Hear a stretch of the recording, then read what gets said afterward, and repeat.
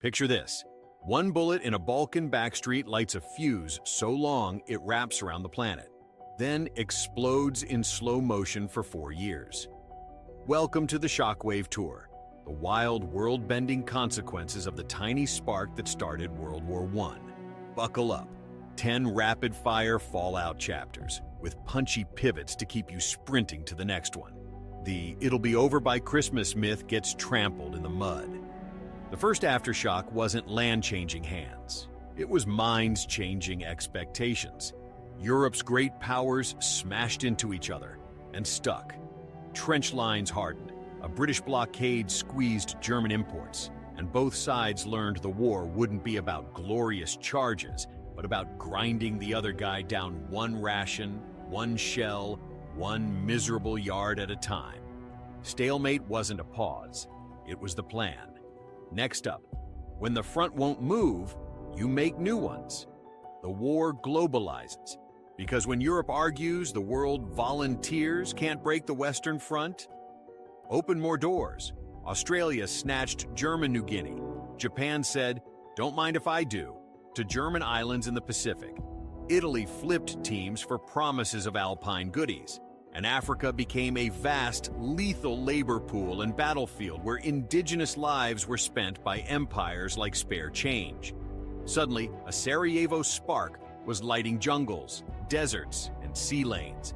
But if new fronts don't crack the deadlock, try new methods. The rulebook goes out the window, and the airship drifts in pre-war conferences had laid down tidy rules. No chemical weapons, no terrorizing civilians. Then came Zeppelin raids, chlorine clouds hissing across trenches, and U-boats torpedoing ships like the Lusitania, with Americans aboard, tilting U.S. opinion hard against Berlin. The Allies quickly mirrored some tactics. This was an arms race of ethics as much as steel. When "don't be jerks" met "we'd like to win," guess which one blinked? Speaking of ethics, our next stop is a darker ledger entry many tried to ignore. The Ottoman entry reshapes a region and writes a tragedy. When the Ottomans joined the Central Powers, the war swallowed the Dardanelles, Sinai, Mesopotamia, and the Caucasus. Gallipoli became a brutal, failed Allied bid. Desert warfare raged, and London eyed oil the way a parched army eyes water. Inside the empire, the state blamed Armenians for defeats, unleashing a mass killing and deportation that cost roughly 1.5 million lives, the Armenian Genocide, etching atrocity into the war's DNA. From deserts and straits, we boomerang back to France, where the meat grinder started roaring. Verdun and the Somme.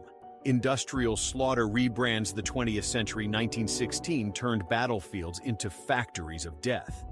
Verdun's motto, "They shall not pass," became "No one passes for months," while the Somme greeted day one with 60,000 British casualties and a debut of rumbling armored oddities called tanks. These campaigns didn't just bleed armies, they bled illusions about heroism, certainty, and the idea that modernity automatically meant mercy. If the West was a deadlock and the Middle East a side quest, what about the East? Russia breaks, twice, and the chessboard flips. Russia surged, stalled, starved, and finally snapped.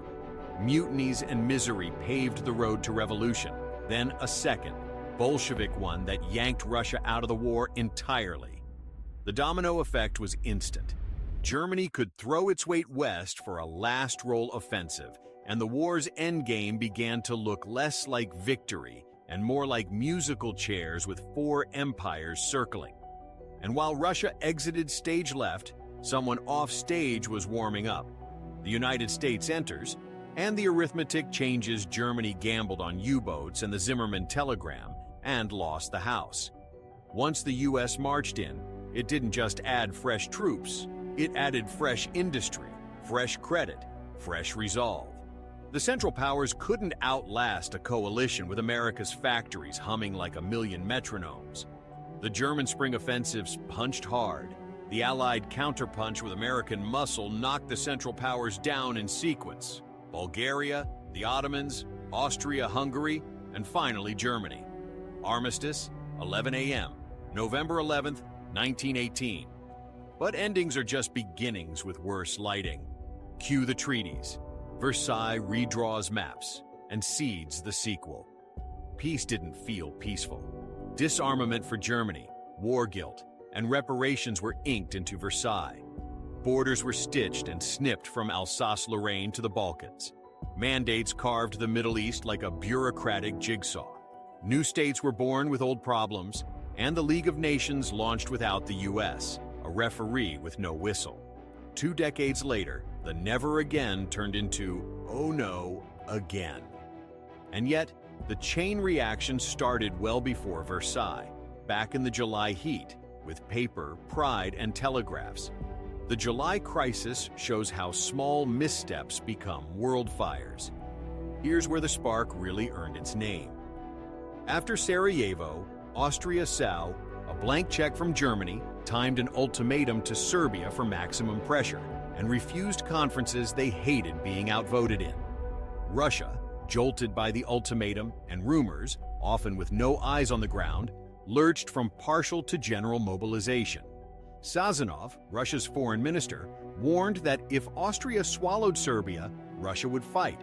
No one told the German ambassador that Vienna had privately ruled out annexation.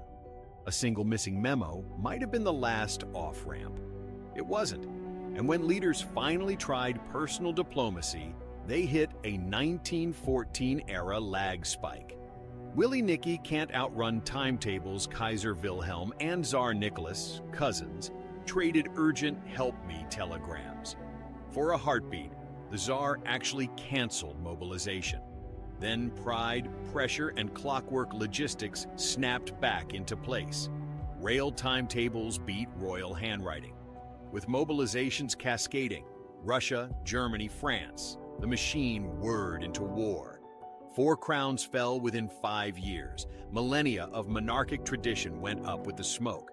The spark hadn't just lit trenches, it burned down thrones. But numbers and nations are only half the bill. The other half is human. The hidden invoice, society, tech, and the future we inhabit. The lost generation wasn't a metaphor. It was millions of missing chairs at kitchen tables. Veterans returned with shattered bodies and invisible wounds. Poets and painters coded their grief into modernism. Faith in institutions dimmed. At the same time, the war accelerated change. Women entered factories and hospitals at scale and won new political rights in many countries. Medicine leapt forward under grim pressure. Aviation, radio, code breaking, and motorized logistics all matured and fast forward. Even international law and norms, spurred by gas attacks and civilian bombing, would evolve around never again, though practice lagged behind principle. For the record, the tank's awkward debut in 1916 would snowball into a century of mechanized warfare and a new grammar for battles. And in the Middle East, wartime choices carved lines that still argue back. Lawrence of Arabia's sabotage campaign, British promises to Arabs and Zionists, and post-war mandates set up a geopolitical echo chamber we still hear today. So what? Why should we care how a cafe assassination cascaded into a planet-wide system crash? Because the July crisis is a masterclass in how complexity punishes certainty. Leaders assumed speed would prevent escalation. Communications lagged, domestic politics boxed in choices, and once mobilizations began, the machine ran the men. From there, risk-taking to break stalemates normalized brutality. It's not destiny, it's dominoes. And if you're thinking, okay, but could this have been dodged? The files of 1914 are littered with near misses.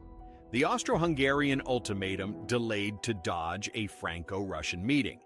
A proposed halt in Belgrade compromise that lost force in transit because there wasn't even a direct telephone line between Berlin and Potsdam. Ambassadors who died at the worst time. Memos that never reached the right desk, and cousins who texted like it mattered. But not faster than trains. Each small failure was manageable. Together, they were fatal. If you want the short version, the spark didn't just start a war, It rewired the 20th century. It toppled empires, redrew continents, industrialized killing, accelerated social change, birthed American global power, and wrote a fragile peace with invisible ink that reappeared as World War II. Or, as one historian might put it, the seminal catastrophe of the 20th century, followed by an encore no one wanted. Quick breather. Then let's lock this into memory with a rapid recap you can steal for your next pub quiz. Stalemate plus blockade equals attrition by design. New fronts from Pacific Islands to African bush to Mesopotamian deserts, none decisive alone, devastating together. Ethics eroded, gas, zeppelins, U-boats, Lusitania shifts U.S. mood. Ottoman entry equals Gallipoli, desert warfare, and the Armenian genocide. Russia's revolutions exit the east, U.S. enters west, Central Powers collapse in order. Versailles redraws maps, recharges resentments. July, crisis, delays, misreads, and railroads turn diplomacy into destiny. If you're still here, you're my kind of history nerd. So here's your smooth landing. If this tour made your brain do the little aha dance, smash that subscribe for more fast-paced deep dives, because on this channel, we don't just rewind a bit, we rewind smart. Drop a comment with the WWWI consequence you think gets the least airtime. Is it mandates, the debt crisis, the Cultural Revolution? And tell me which fuse you want traced next. Versailles fine print, the 1918 flu in the trenches, or how the tank went from clunky Iron Beetle to Battlefield King. Your pick, your episode. Until next time, remember, history isn't inevitable. It's a pile of almosts. Let's learn the pattern before we repeat the punchline.